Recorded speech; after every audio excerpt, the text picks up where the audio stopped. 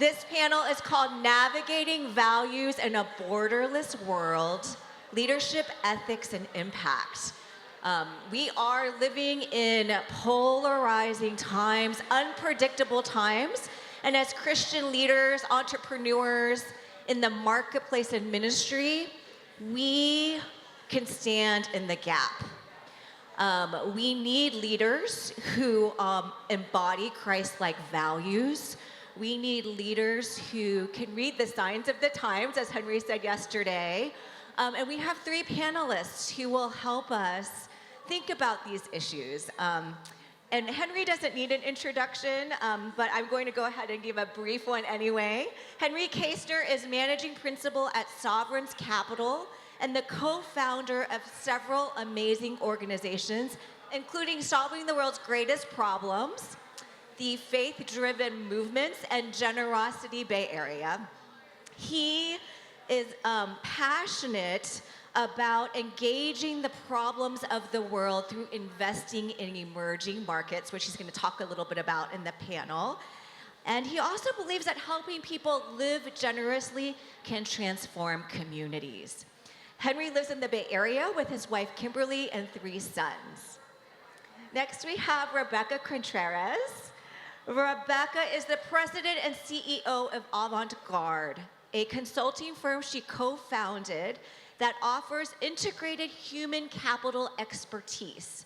She's the author of Lost Girl, which talks about how she began in a poverty-stricken childhood, but went on to work all the way to the White House. But in between, you worked as a director of human resource for then Governor George W. Bush, and then worked under him in the White House as as Deputy Assistant Secretary and Chief of Human Capital. And now she is, also working with her husband as founders of Launchpad here in Austin, a nonprofit foundation that helps fund programs for inner city families and underprivileged youth in Texas.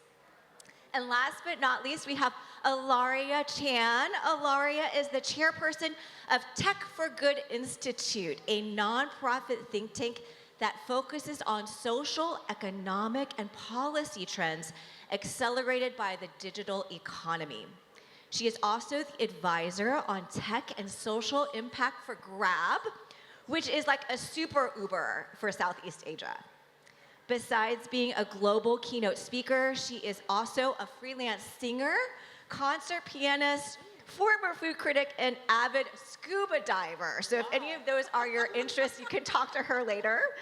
But a common theme between her work in multiple sectors is the dedication to building bridges between the East and West with a mission to further mass flourishing.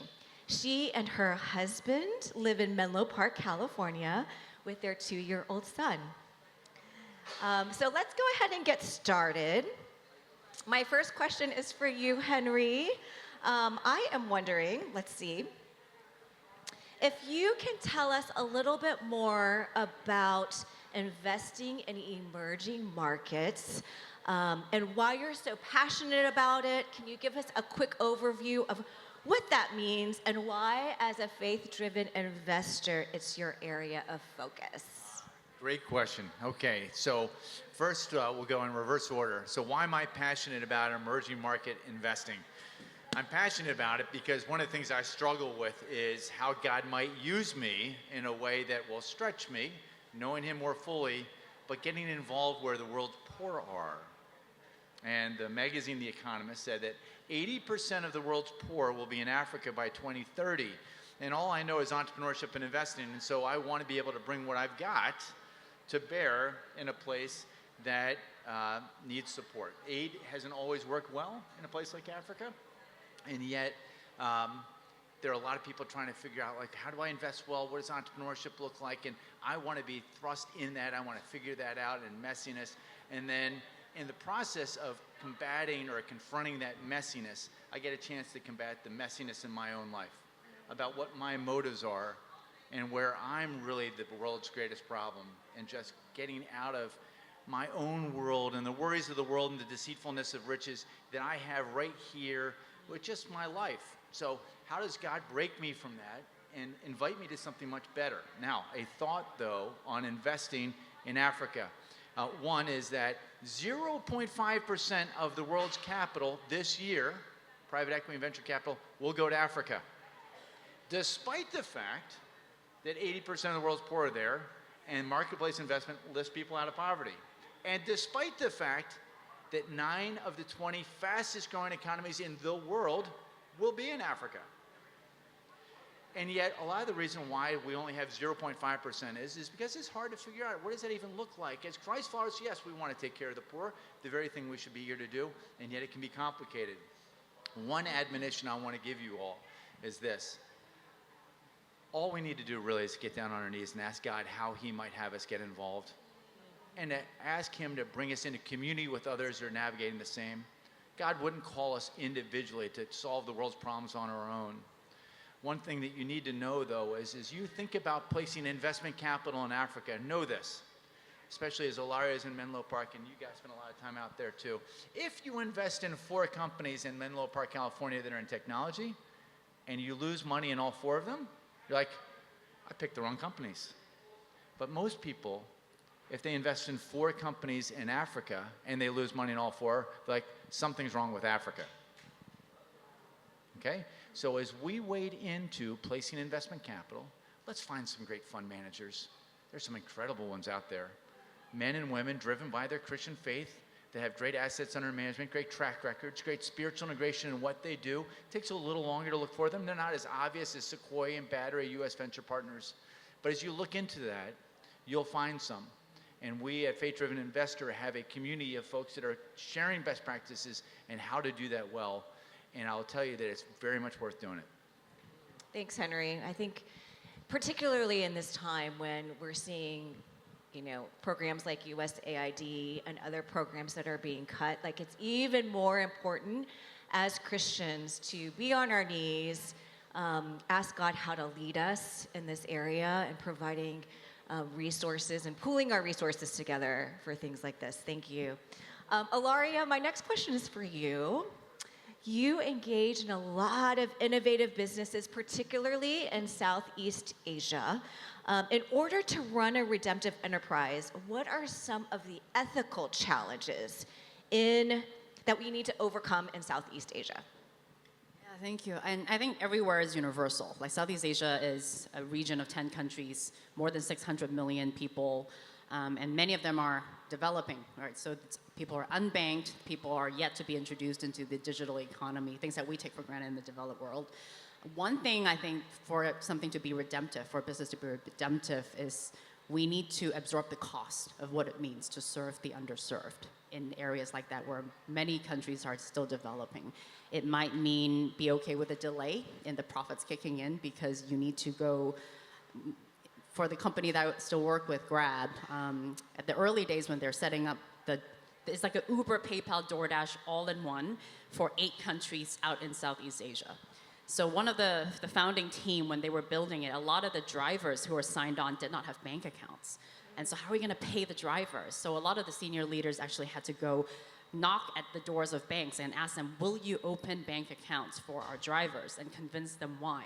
And then they realized that there's a problem there, is that many people are not financially included. They can't borrow money, they don't have a record of credit, they can't have credit cards, and they can't upgrade their livelihoods as a result. So then later it born into a large fintech business, multi-billion-dollar fintech business.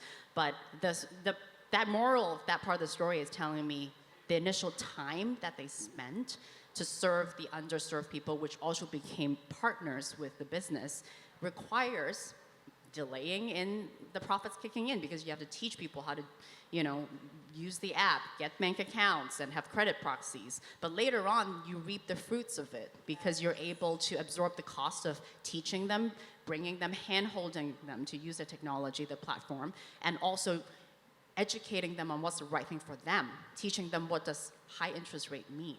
And that's part of actually responsible financial technology, is loan sharks are operating fast and furious, especially in areas where people are not very educated. Developing Asia is one of them.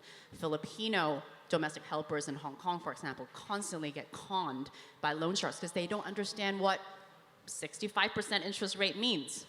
People here wouldn't borrow money if they have to pay 65% interest. But over there, my helper back in Hong Kong had no idea, and she just was told that you can buy a piece of land, buy this chunk of money that I'll lend you. So one of the great areas that you could make profit, micro-lending, also comes with the responsibility of educating and be ethical about the margin that you charge that allows you to make profit, but you're not ripping off your customers. But to wrap it up, though, I think the world today we live in is all about being viral and fast. But to live with faith means we're patient and we don't use people. We serve them and love them, and we could do good business while we're doing it. And that's like a daily battle and tension between those opposing objectives when we run businesses. That's good. Thank you, Ilaria.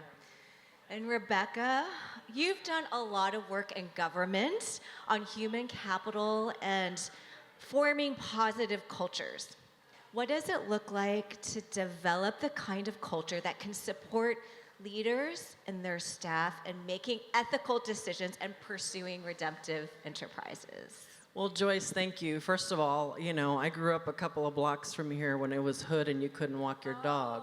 So welcome to my East Austin, the new East Austin, and Austin's done a lot to revitalize it. But, this issue of ethical and value wasn't something that was the norm for me. I'm a high school dropout, ex-drug addict who grew up in the border of El Paso, Texas, and dropped out of school on welfare in abject poverty. Talk about poverty.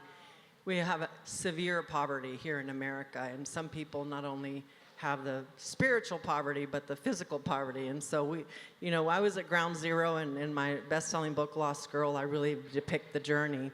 But as God brought me out of poverty and delivered me and showed me that he could show me a different path and transformation, somehow or another, he took me from the hood to the White House to now being a multi-million-dollar business, and only God can do that.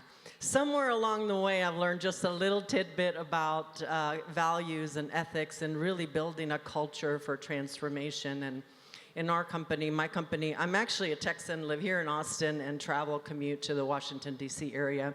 I'll be there next week, and I've started my service for a woman by the name of Ann Richards, famous Texan, and ended my government service for George W. And I can tell you that I've seen a lot in terms of what we shouldn't be doing in government, and we all know there's a lot of chaos that goes on in government. But what I've learned through my own journey serving in government leadership has been that, first of all, without God, we can't lead. I don't know how people do it today to remain a strong value core and ethical, moral value when we don't engage in the scripture. You talked a lot about James. I live in the book of James. Amazing, amazing book.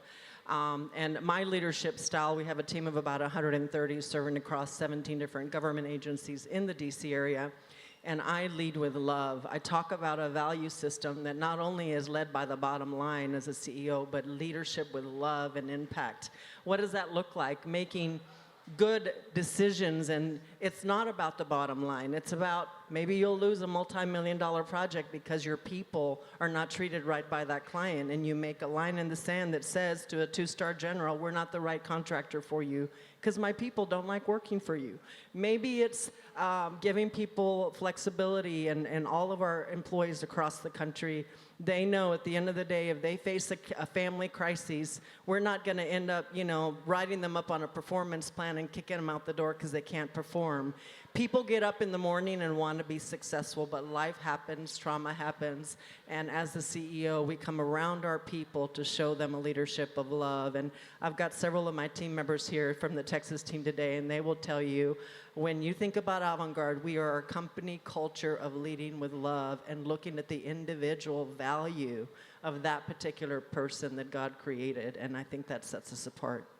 That's wonderful. I'm wondering how people respond to your employees in this culture of people first and leading with love. How has that response been? You've grown really fast. It seems like a lot of people want to work at Avant-Garde. And so tell me a little bit about kind of the response and the culture. So Joyce, I did a town hall last Friday because you all know, watch the news, there's a little chaos going on in Washington right now. And I'll be in the White House on Wednesday trying to meet some of the new players there. But we have a lot of chaos in DC. And there's good chaos and controlled chaos, and then there's bad chaos.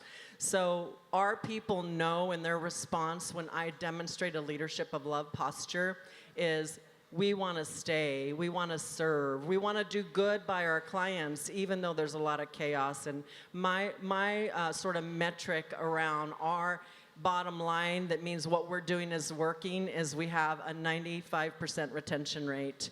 As a government contractor in the district, it is unheard of for you to retain employees. They move from contract to contract to contract.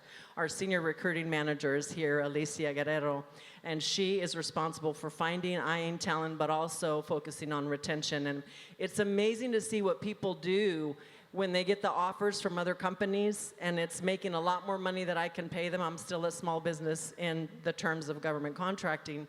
And when a Deloitte or an IBM or somebody else calls them and they say, Ms. Contreras, I don't want to leave, but they're offering me so much more money, I let them know, you can leave, but at the end of the day, just understand they are not going to love you the way we love you. And I had a senior manager, Joyce, tell me, love is a little fluffy. Like, you go around hugging and loving people and sometimes saying, I'm praying for you. You're not supposed to do that. And I said, says who? I have my own business. I can do whatever the heck I want to do. And at the end of the day, I'm driven by the God value system. And my journey in Lost Girl has built how I lead as a CEO. So we do produce bottom line results. That's great. That's great. I think being driven by the right motivation, driven by what God is calling us to do, to love Him, to love our neighbors. I see that as a common theme in all of what you all three of you are sharing. Can I jump on that real quick? I get a chance from time to time to talk to MBA students. I didn't get my MBA, so I tell them this. All you ever needed to know in business is the following. The business is about customer acquisition and customer retention. You want to bring on board customers, and then when you have them on board, you want to keep them. But if you want to make business even simpler than that, remember this. The secret to business is employee retention. You see, when you train up somebody who's good at acquiring customers or who's good at serving them and retaining them, you don't want to lose them. Business school will tell you that there's a cost to that. It's turnover and it's recruiting costs. It's the amount of time to ramp them back up into production. No. The cost is in the lack of the culture and the mojo that happens. Rebecca will tell you, I'm sure, that many of her best ideas about how Avant-Garde works, and definitely how Bandwidth and Republic Wireless work, came from our front-level employees. And they're not thinking about how to serve the customer if they're trying to figure out where did that person over there just go ahead and cut a check and move off to. And this is one of the things that we have missed in American and really global commerce, is the importance of loving our employees really well. Chick-fil-A is known for loving its customers, right? You know, it's my pleasure. The secret behind that isn't to train the employees to do that. It's to love their employees really well, so the employee can say, it's my pleasure, and mean it. So what Rebecca just shared with you is unbelievably important, and I would submit to you is the secret for business success.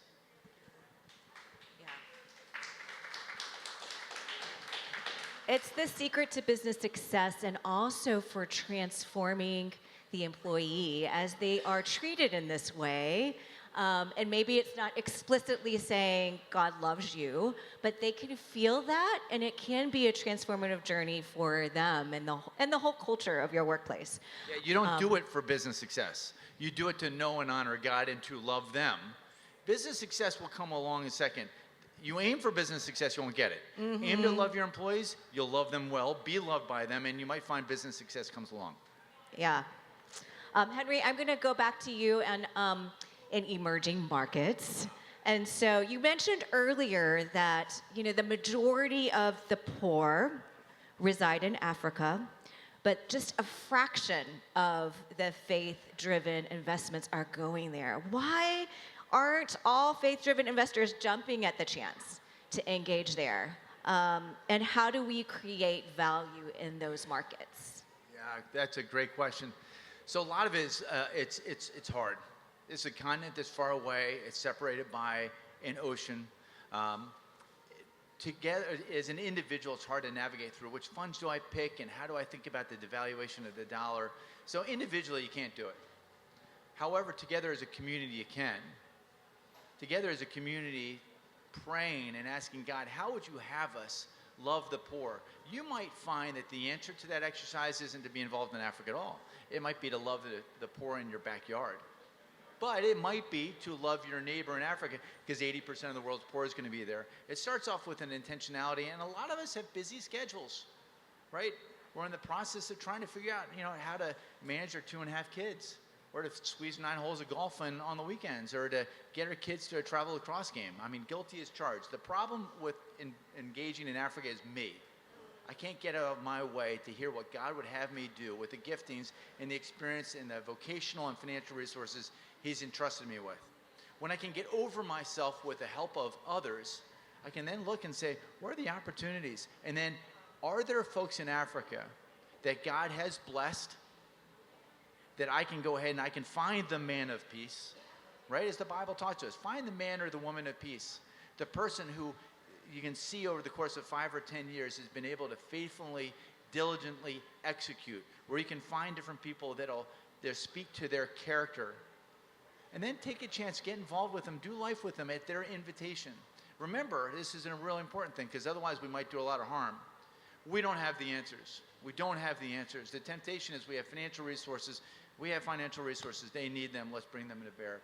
If we get the dynamic wrong and understand, first and foremost, that they have incredible assets, to include first and foremost their faith, we'll miss the picture.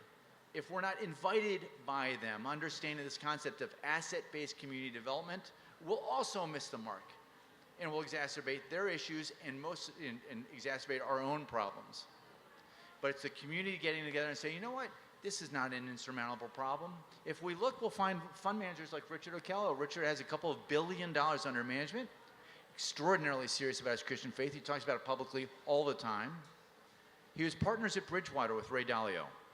Many of us who are involved in the investment world look at Ray Dalio as like the quintessential investor. Richard Okello was one of his partners, then left to help with McKenna Capital, which came out of the Stanford Endowment, and then felt called by God to start Sango Capital. So we're not talking about somebody who just took a correspondence class on investments and thought that would be a good thing to do. We're talking about some of the best and brightest that are just there if we look for them. It's just that in my past, I wasn't looking. I liked how you emphasized community, both listening to the community in Africa and what they need, what are they bringing, and listening to them, and also community in terms of people here who care about the same issue, because you can feel alone when you're like the only one caring about Africa. But as we pool our resources, as we encourage one another, I think there's just so much more impact that we can have. This question is both for Rebecca and Ilaria, because I know that, just day to day and what you face, there's probably times when your core values were tested in making business decisions.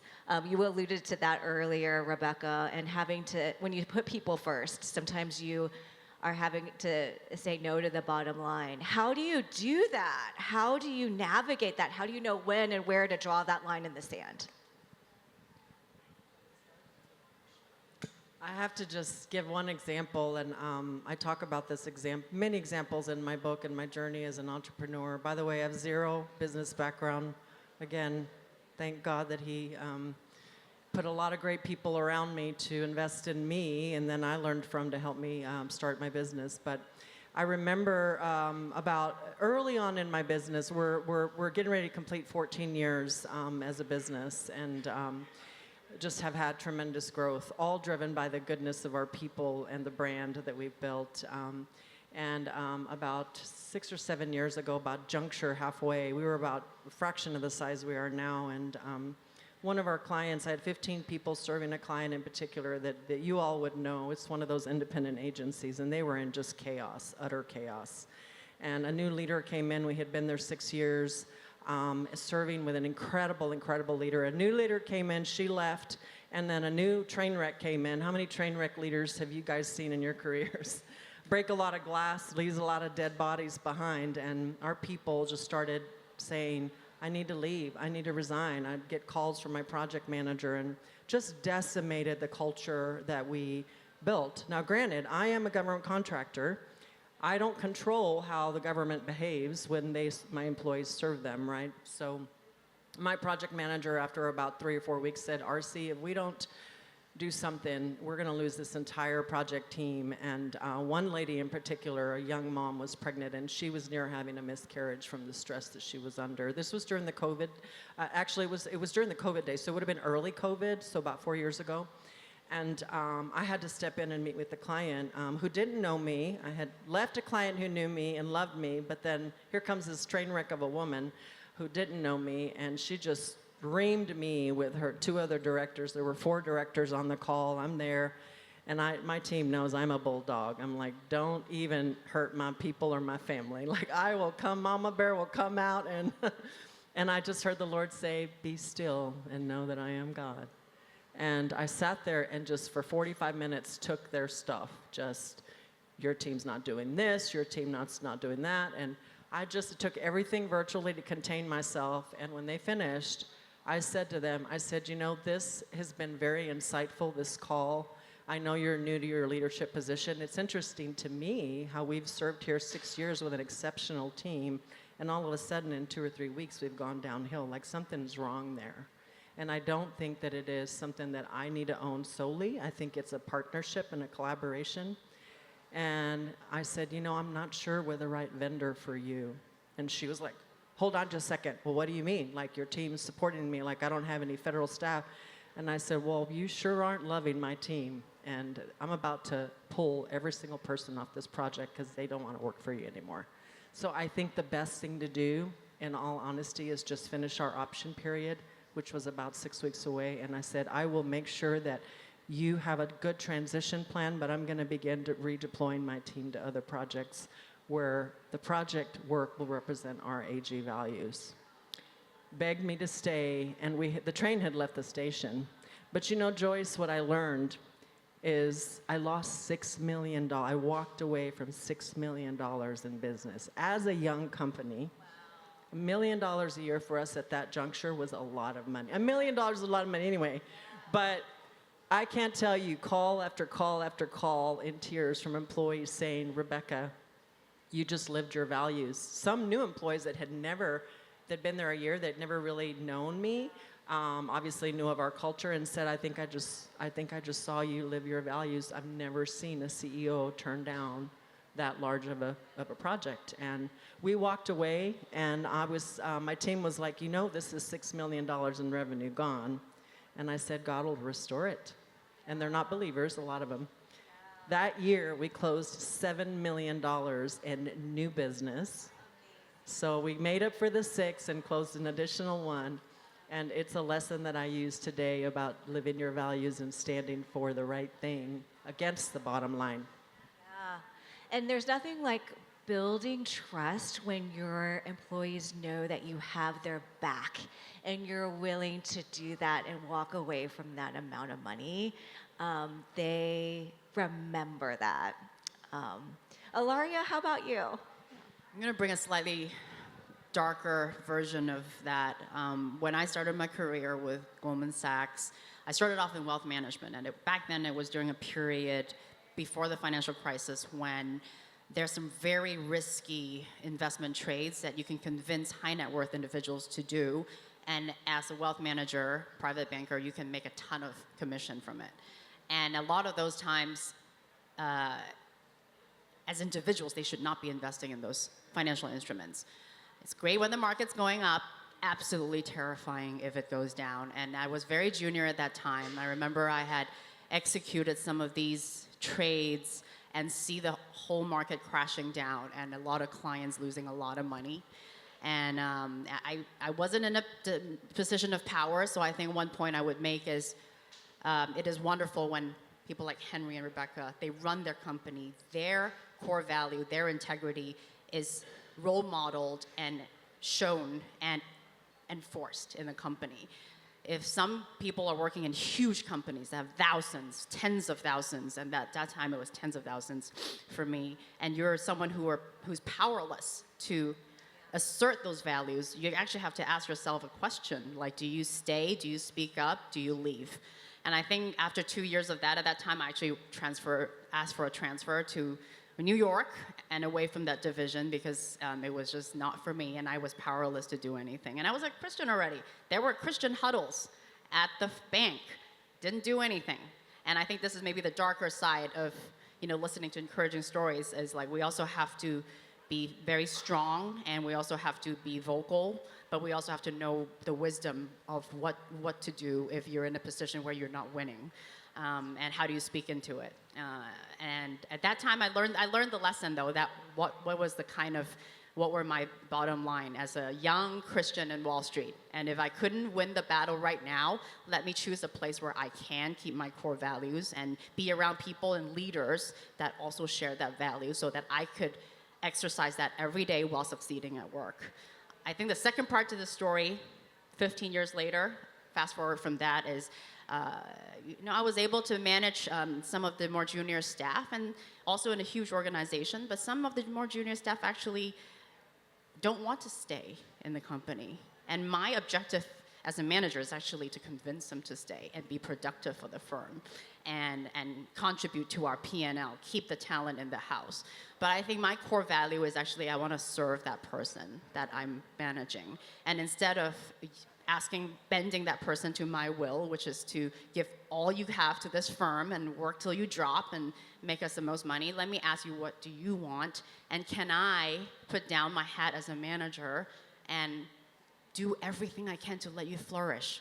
Even if that means introducing contacts to you that might, from another company that is better suited for you, that may cause you to want to leave us, but go there and have a better flourishing career. Again, that's if I am not in charge completely, right? If I can change all the culture and all the alignment business model to suit all these employees, if I'm not in the position of power to do all of that, then if there is a better suited place for someone else, will I sacrifice my desire to want to make you stay to produce for me, or do I want to see you go to somewhere that is better for you, that serve you better? I think because I've worked in relatively large organizations most of my careers, those were complex and complicated crossroads that kind of tested my core value. And by no means do I have all the answers, but I think serving the other person as opposed to seeing that person as a means to an end and a way to profitability is really important to me when I want to see them through the lens of God as opposed to commercial world. And Joyce, God calls us at every phase to live our values. So I started living my value as a receptionist to Ann Richards, where I was trying to do the right thing and making sure that I could, be honest and serve integrity. And as God blessed you doing in that junior role, look at where he raised you up, and now you have the opportunity to be a woman in influence. So all of us have an opportunity in our churches, in our families, in our community, walk out the street to live our values, and I just want to make sure. That's right. I think in every season, we can't just expect to start leading with our core values when we get to it, when we have more power and influence, if we haven't done it along the way. So I appreciate your sharing your story, Ilaria, because I think when we are tested, whatever season we're in, it's an opportunity to grow, and then things that have that have harmed us in the past, we can use it in a redemptive way in the future to help others not go through the same thing we did before. I have 2 more questions left, and this I'll throw out to anyone who wants to answer. What would you say to those in the crowd who may feel like they can't be a CEO, or they can't be an entrepreneur or start their own business? What encouragement would you give them? And just words of advice. Well, Joyce, I have, my husband and I, through our nonprofit, have had the opportunity to mentor and serve just tons of kids in the inner city, in my hood here. from Northeast Austin and South Austin and different parts of the community. And we have, right now I have about 16 girls that have benefited from a scholarship match that I personally match for every dollar given, and I scholarship them, got them at UT, A&M. And because I am a high school dropout, I believe in paying it forward, but investing in the next generation with their education because it's important. And I tell my girls, I just had a conversation with one of them who's actually doing a study abroad in Spain. She's a beautiful little African-American from Jamaica that we're scholarshiping. She just got her citizenship a few months ago. Amazing, poor, poor country. And she is at A&M with zero CEO background, zero up privilege bringing, zero entrepreneurship. And she is currently mentoring 2 freshman A&M students. And she called me, she said, Miss Rebecca, you mentored me, and now I'm mentoring 2 students from Houston, from the inner city in Houston. And you know, everybody can do what they can do at their level where God has you, you know, good and faithful servant, do what God has called you to do so that you can, at the end of the day, hear that amazing blessing from God that says you did exactly what I called you to do and empowered you to do. So serve where you sit and where you are and let God do the rest. So I'd add on to that too, a little bit. You may not be called to be a leader, a CEO of a company, but I would tell you that it is universal that you're an entrepreneur. You're created in the image of a God who works 6 out of 7 days, and whose work, according to the Gospel of John, continues to this day. We are meant to be fruitful and multiply and take dominion over all things, and that is not just a mandate for Mark Zuckerberg and Elon Musk and just entrepreneurs that are CEOs of companies. The entire body of Christ are a body of problem solvers. We do not sit back and we wait for somebody who's the CEO of some company to tell us how we're to solve a problem. We all need to get down on our knees and ask God, what problem is there to solve? And in many cases, we then join forces with a CEO leader that is at the forefront of solving that problem, but where we fit in on that team and we feel like we're solving a problem because it's what we're created to do. The enemy would tell you, you don't have what it takes to raise money or to set vision or to do OKRs or to do ESOPs or whatever the case is. Maybe, but you are undoubtedly, scripturally called to bring about God's kingdom on earth as it is in heaven. Satan would try to get you out there and say, no, you're not. No, you are. Yeah, amen to that. And I thank you for that reminder that we are all called in whatever place God has planted us to pray, your kingdom come on earth as it is in heaven, and how will you use me in that? And to take risks of faith. I think sometimes we get discouraged in that, and we're like, what can we do? But I think seeing all of you up here is inspiring because I think you all have taken risks of faith and God has met you in that. The more boldly we step out, the more that God is able to do more than we can ask or imagine.